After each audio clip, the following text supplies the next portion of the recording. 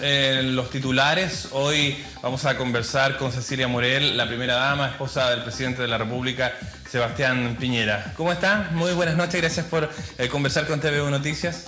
Muy buenas noches, Héctor, al revés. Muchas gracias por poder conversar con TVU, las máximas personas que alcanzan en la región del Biobío. Bueno, estamos viviendo un momento súper difícil en nuestro país, no solo al sector donde ocurrió esto, sino que también a todos los chilenos por la trascendencia de quienes viajaban en esta aeronave, por la trascendencia de la labor que iban a hacer en el archipiélago Juan Fernández. ¿Cómo se enteró usted de eso? ¿A qué hora supo? ¿Cómo lo tomó también su marido, el presidente de la República? ¿Cómo fueron estos primeros minutos al enterarse de esta tremenda tragedia? Estamos hablando de gente tan querida como Felipe Cubillos, que ayudó mucho acá en este sector, gente de la televisión, Felipe Camiroaga. ¿Cómo tomaron esos minutos? A ver, yo lo supe antes de que lo conociera, antes de yo conversar con Sebastián, o el presidente, mi primera reacción fue de incredulidad y sobre todo como decir, el avión puede que se haya desconectado el radar, o sea, debe haber sido como a las 6:30, 7 de la tarde del viernes pasado.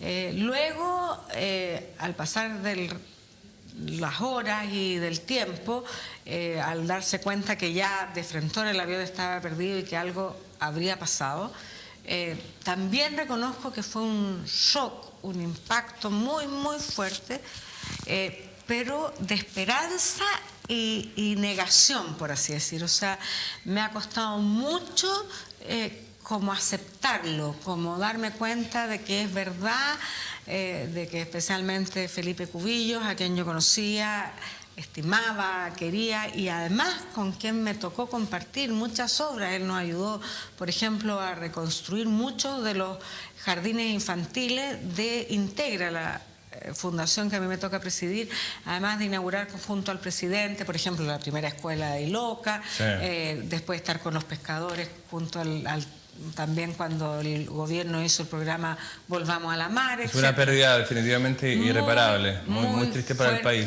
Muy fuerte, muy irrecuperable, lo mismo que Felipe Camiroaga, que siento, sin yo haberlo conocido demasiado, que es alguien demasiado vivo, demasiado presente, es como si fuera parte de nuestra familia. Exacto, solo que es lo que generan los medios de comunicación. Exactamente. Hay mucha gente que está impactada por este tema.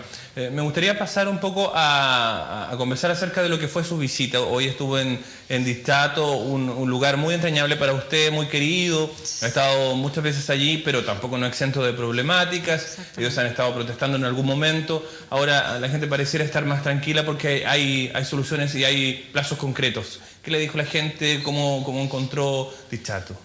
A ver, yo con Distato, como bien dice usted, Héctor, yo tengo un lazo muy especial. Fue uno de los primeros lugares que yo recorrí inmediatamente asumió el gobierno el 11 de marzo del año pasado y luego he venido varias veces, como he venido a las 3 regiones más damnificadas. De hecho, yo llego el año pasado completo y yo me dediqué, le diría, casi exclusivamente a las 3 regiones damnificadas y mucho al tema de las aldeas.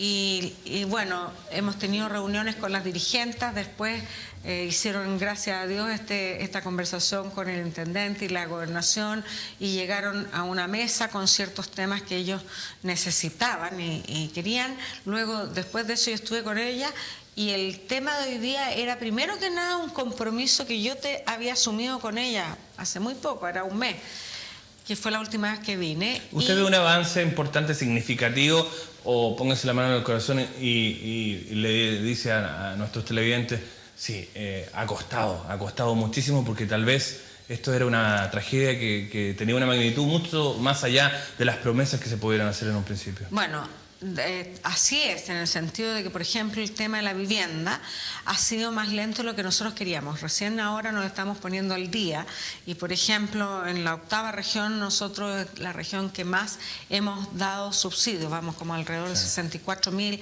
de los cuales un tercio ya están terminado y hay como otro tercio que ya está comenzado a reconstruirse.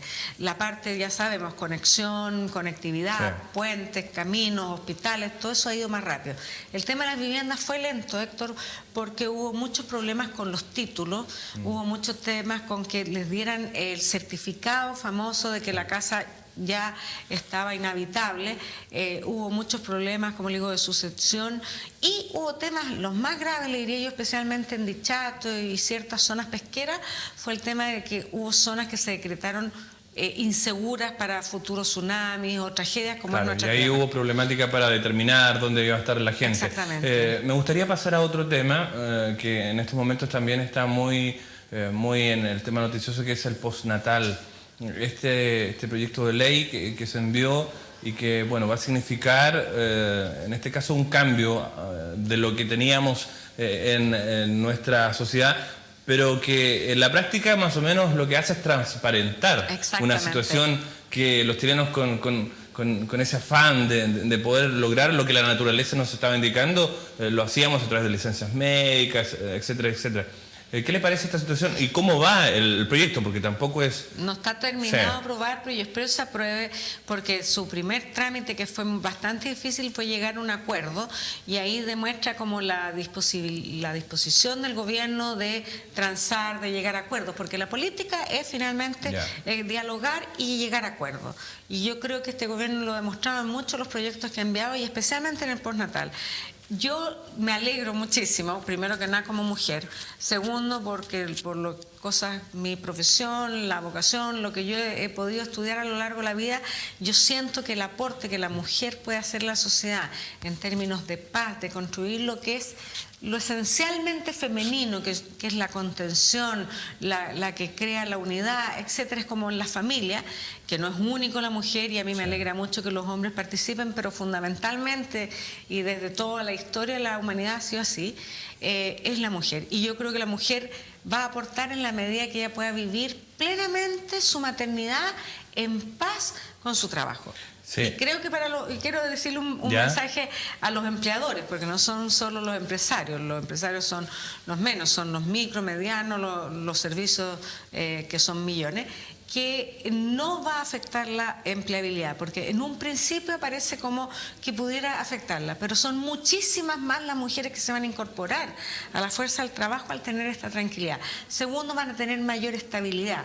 Para uno como empleador o empleadora es más fácil poder reemplazar a una persona 6 meses sabiendo que va a estar esos 6 meses fuera, que como usted bien dice, falta una semana por reflujo, falta otra semana por el virus sincicial, falta otra semana por etcétera. Sí, quiero cambiarla de tema, sí. Nos va quedando poquito tiempo, sí, es una entrevista muy breve.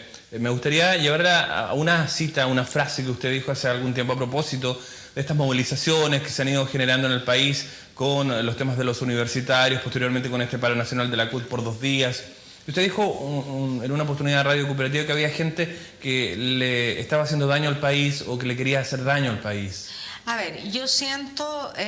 ¿Todavía lo mantiene? ¿Siente que eso ha sido así? A ver, creo que como muy bien incluso lo dijo Felipe Cubillo en una especie de testamento, que creo que hemos hecho un esfuerzo tan grande en construir escuelas, en hacer que en 45 días todos los cientos de miles de niños que se habían quedado retrasados en las escuelas, que perder un mes para un niño es muchísimo. No es solo ponerse al día, es perder la capacidad de concentración, la sociabilidad, la formación, etcétera. Mientras la mayoría del país hace un tremendo esfuerzo por seguir reconstruyendo, construyendo, avanzando, hay un pequeñísimo grupo, porque reconozco que las movilizaciones son muy legítimas, pero el daño que viene generalmente al final de estas movilizaciones es tremendamente... Pero es un daño que lo generan los anarquistas encapuchados, o hay líderes también dentro de este movimiento que busca reivindicaciones que está generando alguna problemática. No lo sé con nombre y apellido, pero yo sí sé que hay incluso un movimiento latinoamericano y más allá, que lo sabemos porque ha salido en los diarios, no es algo que yo esté inventando. Y también... ¿Eso le preocupa a usted como mujer, como primera dama? Obviamente realmente me preocupa como país. O sea, creo que sería muy grave caer en un gobierno populista.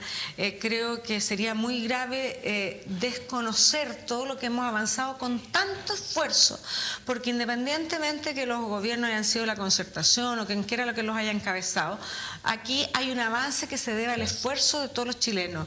Y indudablemente que hay temas pendientes, o sea, si no los hubieran, no habrían nuevos gobiernos. Hay encuestas que señalan que la popularidad de su marido, el presidente de la República, Sebastián Piñera, no es positiva, es claro. Seamos justos, tampoco la Concertación está pasando por un muy buen momento.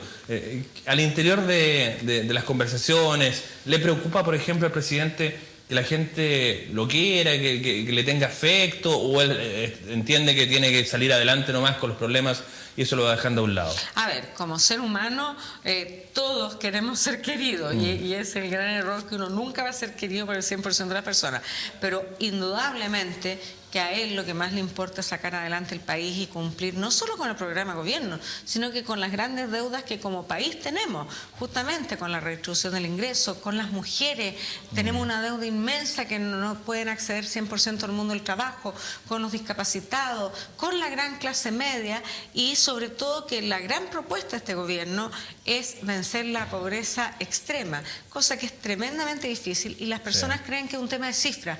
No, es un medio. Las cifras económicas solo son como las encuestas, indicadores, pero que es el medio para que las personas puedan acceder a una vida digna y a que puedan desarrollarse como personas, tanto en su plano familiar, íntimo, como social. Perfecto. En plenitud. Lo último, tiene un libro, me gustaría que lo mostrara a propósito de lo que nos comentaba de Distato y la relación que ha tenido con los vecinos de ese lugar, con las vecinas especialmente.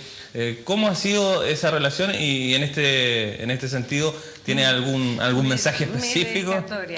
Bueno, yo lo felicito porque lo de hoy día fue algo muy bonito. Esto que iba a ser como una fonda pre-18 se convirtió indudablemente, por la semana que estamos viviendo, en un gran homenaje a Felipe Cubillo y a los 21, porque son 21 personas jóvenes, buenas, solidarias, con toda una fuerza y una vocación liderazgo, además de Felipe Camiroaga, que son como las dos caras más visibles de un liderazgo muy potente.